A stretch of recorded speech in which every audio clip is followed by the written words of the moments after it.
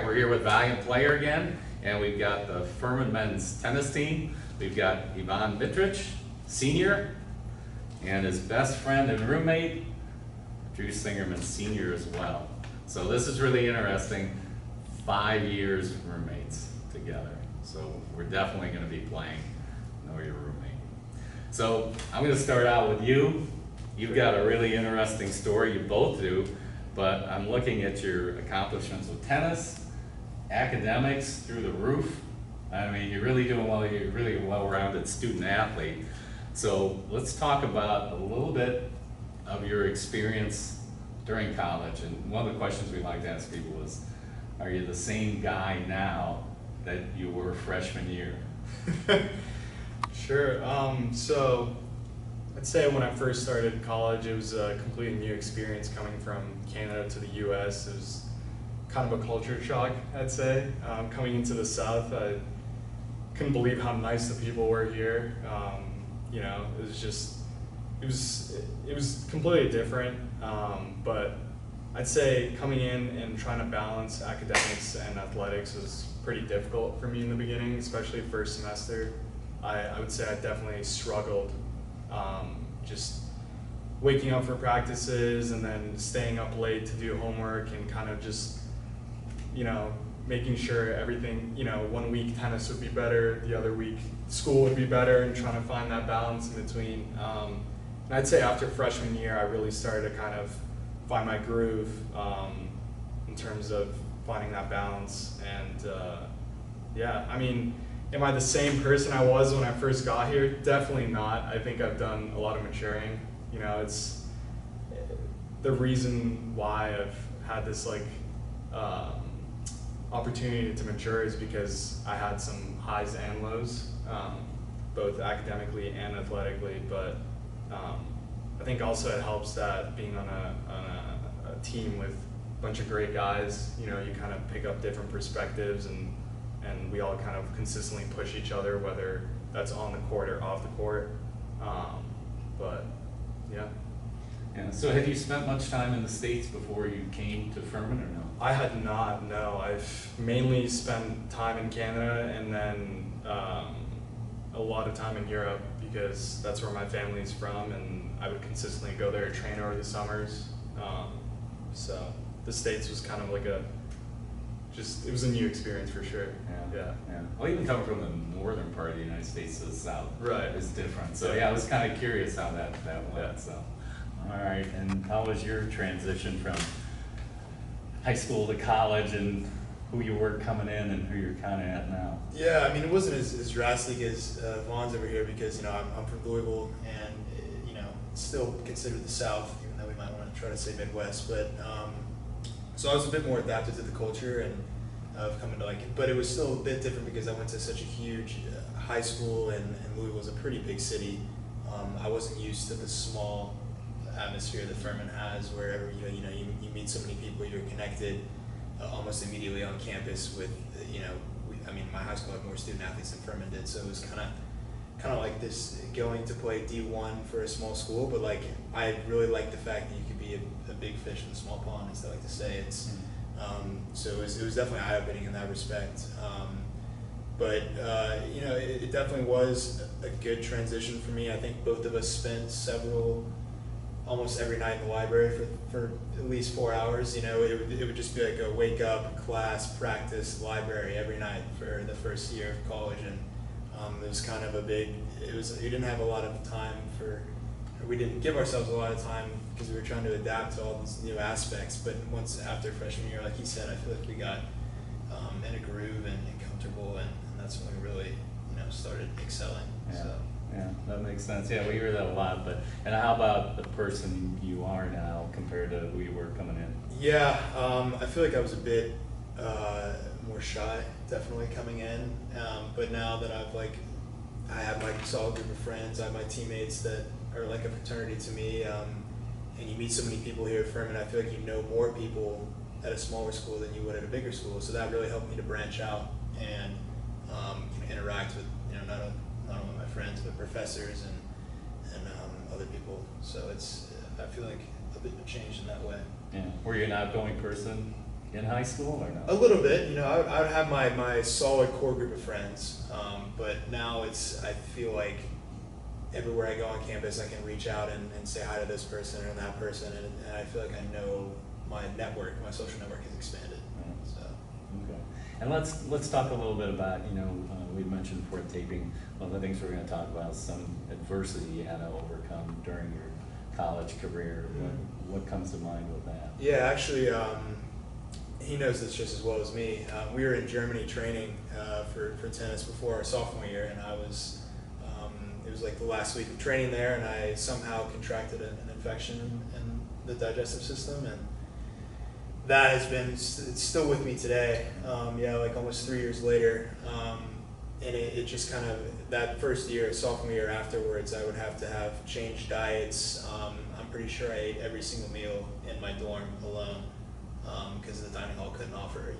He would come back in the room and I would be eating by myself. It was hard. It was isolating. Didn't really know what it was. We didn't get a diagnosis until about 8 months into it, and the treatment was tough. A lot of pills, a lot of antibiotics, and it obviously did mentally affect me as well as physically on the court and stuff. So I was having to battle through that. But my teammates gave me really good support. The coaches completely understood. Worked with a group of doctors in the hospital, and we were able to get it managed, get it under control early junior year, and since then it's just been a maintenance period. But it's getting better. Yeah. Still having some issues, but it's definitely much better than what it was. Yeah. Pretty So- important though, you had support from your Exactly. teammates and The coaches support and from my everything. support group was great. It's the only reason I'm here today is with being like just this elated is because of him having my back all the time, and my teammates and coaches and parents, and obviously the support group of professors that I had to mention it to them, and as well as the medical professionals. It's just everyone surrounding me helped me out a lot. So, Wow. Yeah, awesome. yeah. Yeah. All right. How about you? I can definitely think of a moment. It's not as, I'd say, I didn't face as great as adversity as Drew did, but one moment that kind of like stuck out to me was my junior year. It was, I'd say, we just started the season, and I was so excited to start playing. And one day at practice, we were playing soccer, and I kind of like turned around awkwardly and tore a ligament in my ankle. And I knew right away that it wasn't a good sign.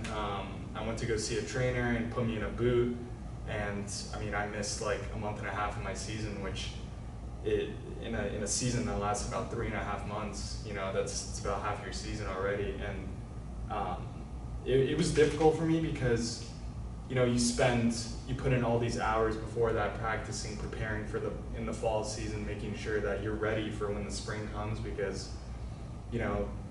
this is what we do. It's what we love to do every day.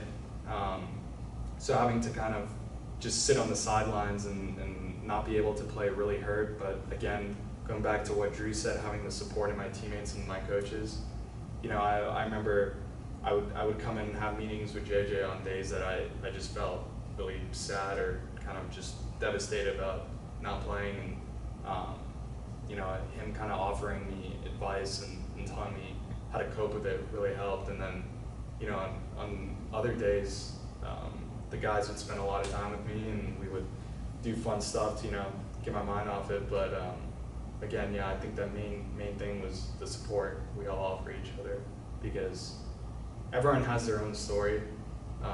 Even if you can't really see it on the outside, everyone has something that they deal with. I think it's important to always be there and to have someone to kind of lean on. Yeah, so that's great. Yeah, as you know, we talked to JJ, and he's really proud of that. That he said, these guys are people first, and then players next, and so all that helped you mentally to have that support, just like yourself. Sure. That's one of the things that we're kind of looking to talk about a little bit too, mental health and reaching out for support. Right. And everyone, you're right. Like I said, I looked at your bio, I'm like, hey, great life, nothing wrong, everything's good, but there's some things coming up. Sure. So what do you get from when you go up with Valiant Player to the hospital? What do you learn from that? What do you take away from that? Sure.